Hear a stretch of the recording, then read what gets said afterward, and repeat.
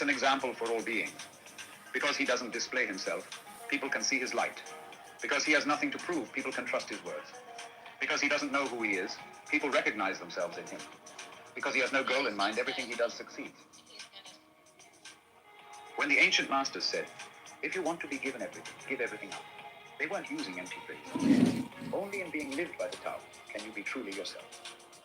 Express yourself completely, then keep quiet. Be like the forces of nature. When it blows, there is only wind. When it rains, there is only rain. When the clouds pass, the sun shines through. If you open yourself to the Tao, you are at one with the Tao, and you can embody it completely. If you open yourself to insight, you are at one with insight, and you can use it completely. If you open yourself to loss, you are at one with loss, and you can accept it completely. Open yourself to the Tao, then trust your natural responses, and everything will fall into place. He who stands on tiptoe doesn't stand firm. He who rushes ahead doesn't go far. He who tries to shine dims his own light. He who defines himself can't know who he really is. He who has power over others can't empower himself. He who clings to his work will create nothing that endures. If you want to accord with the Tao, just do your job, then let go. Perhaps we can say there was something formless and perfect before the universe was born. It is serene, empty, solitary, unchanging, infinite, eternally present. It is the mother of the universe. For lack of a better name, I call it the Tao. It flows through all things, inside and outside, and returns to the origin of all things. The Tao is great, the universe is great, earth is great, man is great. These are the four great powers. Man follows the earth. Earth follows the universe. The universe follows the Tao. The Tao follows only itself. The heavy is the root of the light. The unmoved is the source of all movement. Thus the master travels all day without leaving home. However splendid the views, she stays serenely in herself. Why should the lord of the country flit about like a fool? If you let yourself be blown to and fro, you lose touch with your root. If you let restlessness move you, you lose touch with who you are. A good traveler has no fixed plans and is not intent upon arriving. A good artist lets his intuition lead him wherever it wants. A good scientist has freed himself of concepts and keeps his mind open to what is. Thus the master is available to all people and doesn't reject anyone. He's ready to use all situations and doesn't waste anything. This is called embodying the light.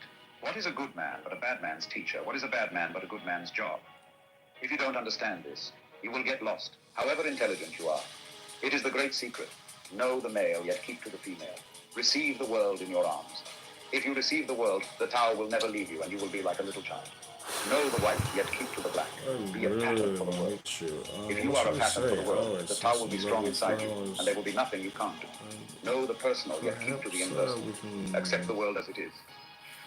If you accept the world, the Tao will be luminous inside you, and you will return to your primal self. The world is formed from the void, like utensils from a block of wood. The master knows the utensils, yet keeps to the block. Thus she can use all things. Do you want to improve the world? I don't think it can be done. The world is sacred. It can't be improved. If you tamper with it, you'll ruin it. If you treat it like an object, you'll lose it. There's a time for being ahead, a time for being behind, a time for being in motion, a time for being at rest, a time for being vigorous, a time for being exhausted, a time for being safe, a time for being in danger. The master sees things as they are, without trying to control them. She lets them go their own way, and resides at the center of the circle. Whoever relies on the Tao in governing men doesn't try to force issues or defeat enemies by force of arms. For every force, there is a counterforce. Violence, even well-intentioned, always rebounds upon oneself. The master does his job and then stops.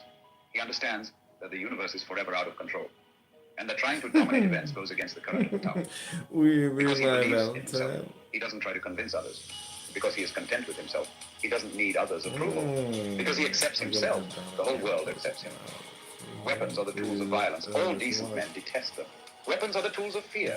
A decent man will avoid them except in the direst necessity, and if compelled will use them only with the utmost restraint. Peace is his highest value. If the peace has been shattered, how can he be content? His enemies are not demons, but human beings like himself. He doesn't wish them personal harm, nor does he rejoice in victory. How could he rejoice in victory and delight in the slaughter of men?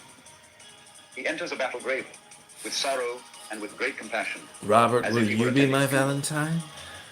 The Tao can't be perceived. Smaller than Robert's response is, I will be your Valentine. If powerful men and women could remain centered in the Tao, all things would be in harmony. The world would become a paradise. All people would be at peace, and the law would be written in their hearts. When you have names and forms, know that they are provisional. When you have